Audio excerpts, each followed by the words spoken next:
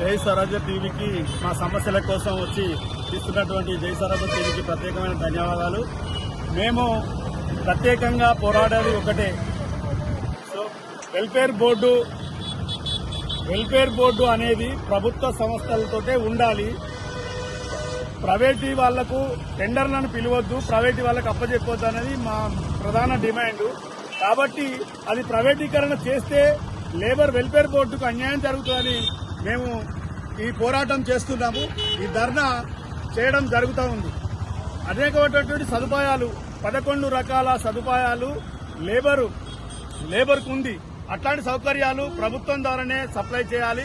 Advisor కమిటీలు వేయాలి. అవసరం అనుకుంటే అడ్వైజర్ కమిటీల ద్వారా నిజ నిర్ధారణ చేసి ఈ లేబరు డబ్బులు సప్లై చేయడానికి చేయాలి.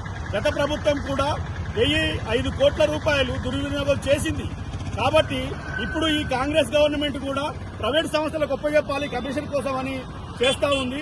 కాబట్టి ఇది వెంబటే ప్రభుత్వం వెనక్కి తీసుకోవాలి. ఒకవేళ తీసుకున్నట్లయితే రానున్న రోజులలో తెలంగాణ రాష్ట్రం మొత్తం మీద అనేక పోరాటాలు ఆందోళనలు చేపడతామని హెచ్చరిస్తా ఉన్నాము. నా పేరు ఆలకుంట యాకయ్య, CI2 సహాయ కార్యదర్శి, హన్మకొండ జిల్లా.